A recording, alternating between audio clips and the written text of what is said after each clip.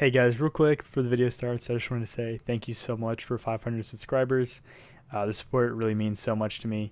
I appreciate all of you taking time out of your day to watch my videos. So yeah, without further ado, let's get right into it. Hey, how's it going guys? Welcome back to a brand new video. Today I just wanted to talk about my custom-bound Shaman King manga volumes. So a lot of you guys commented on the last video saying that you were interested in these and you wanted to hear more about them, so I'm going to talk about them. So the first part of this is just going to be talking about why I have these and what the purpose of them is. But if you just want to know how to make them, then skip to the later part of the video. I'll have timestamps down below. So yeah. So if you know anything about Shaman King, the manga, it was unavailable in English until a few years ago when Kodansha reprinted it.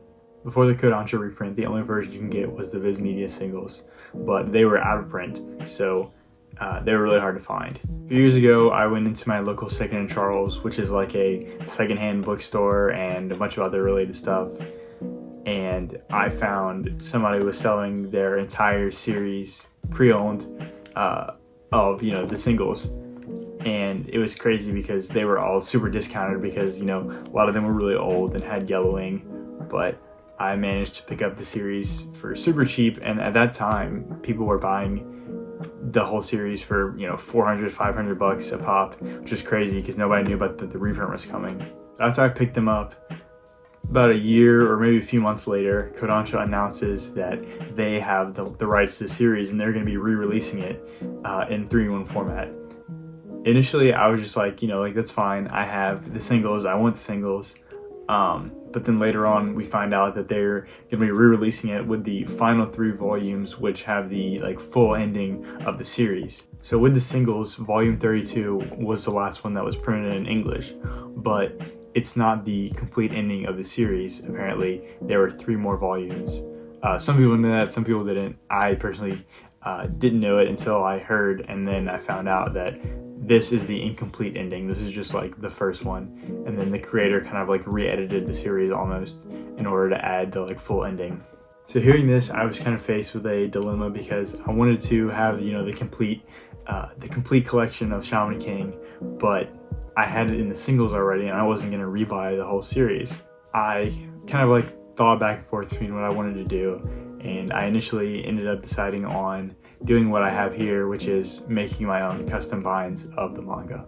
I decided that I wanted to rebind them, but the only problem was I have no idea how to bind books or anything like that. So I ended up looking up a few channels or videos that teach you how to bind books and manga and stuff like that, and they were such a huge help to me, so I'm definitely gonna link them in this video because they helped me make these custom binds way better than they would have been if I would have just gone in blind. So that was kind of the thought process behind why I made these custom binds, and now I'll just kind of go into how I did it and what I did to make it happen. The first thing that I did, obviously, I needed the actual manga itself to rebind it, so I ended up buying the 3-in-1s that contain the last 3 volumes of the series. And once I had it, I basically just super easily just ripped the covers off, and then I just had the block of pages, which was the actual content that I wanted. So I had that. Next thing I had to do was get covers and spines for the books. This was by far the hardest part, I'm not gonna lie. Thankfully, the final 3 volumes were released in ebook form, so they already had their official covers out in English. The series had the covers out in Japanese or whatever, but to have the English text on it already was just so easy to just take the covers and just have that as the front cover. So the front cover was done then. So the next thing that I wanted to tackle was the back cover. Obviously I didn't have the back covers with the books because the Kindle versions or the ebook versions only really had the front cover is the art or whatever, but I needed the back cover because I didn't just want to have it blank. So I ended up going with this, which is basically just my own little Photoshop mock-up of what I think the back cover would look like. Up top we have the new re-release logo, which is the kind of the modern logo of the series, and then the bottom, which is the old logo of the series when it was released in the singles. So that's just kind of what I wanted to include there. In the middle here we have the flavor text that is on the actual back of the books. So this is what actually would have been on these books if after they were released single form in English.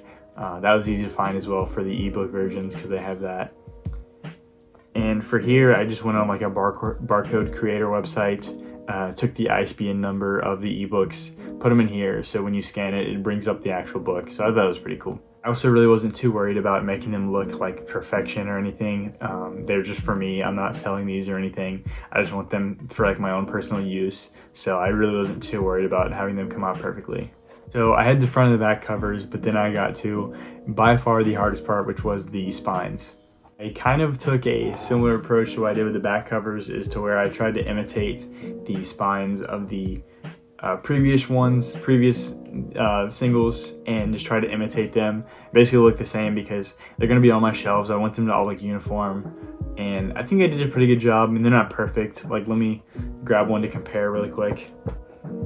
Okay, so I'm sure you can tell, but if you're looking, this one is the one that I made, and this is obviously the official release. You got the fonts are all the same. I didn't really have trouble finding the same fonts, but I kind of was a little messed up on the proportions, and obviously, you know, they use a little bit better paper than I did, so the print quality looks slightly better. The logos were hard to find, especially the Shonen Jump logo at the top.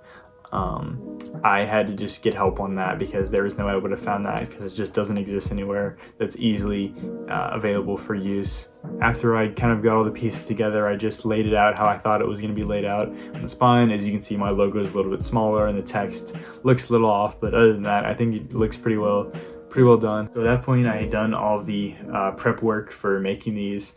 I just had to print out my covers and get the other materials I needed, and then it was showtime. I used a like thicker cardstock paper kind of to emulate how the covers are. It's definitely a lot thinner, but it definitely feels more thick than just a regular sheet of paper, obviously. And I just use that at the printer at work because they kind of just don't really care if we use it for personal reasons. So I printed them out, and then I got ready to glue on the books. So the two main things that I used the most in making this materials wise was PVA glue and a hobby knife. I don't exactly know if the type of glue really matters that much, but from looking online, everybody says it's the best glue used for books. So that's what I used, and then the hobby knife was really helpful to just kind of like make precise cuts without having to use scissors. After I got the covers printed out, I cut them out of the paper, glued on the spine, and then lined it up with where the spine is supposed to go on the cover, and then you just kind of let them sit and let them dry, and then everything's all done. Definitely could have been a little bit more precise. This one you can kind of see, I don't know, but it has like a little bit of a overhang with the cover here. It's because I didn't really place it correctly, like right, super precise, so it kind of has a little bit of overhang. I think it also used too much glue on these spines. They look a little lumpy. I can't really tell if you can see it or not from the camera, but I definitely notice it. But I'm overall really happy with how these came out. They work exactly as intended. I even threw in like the buffer pages at the beginning of the volumes, which just like the logos and stuff like that. Also, there was a few like full art color pages from the 3-in-1s that came out, so I just threw these in there just as like a for fun thing. I thought it'd be cool to like have a few little extras in here. There's also a few in the back here. Yeah, so here's a closer look at the 34th and the 35th one. I really like the cover on this one. It looks cool with the colors and everything.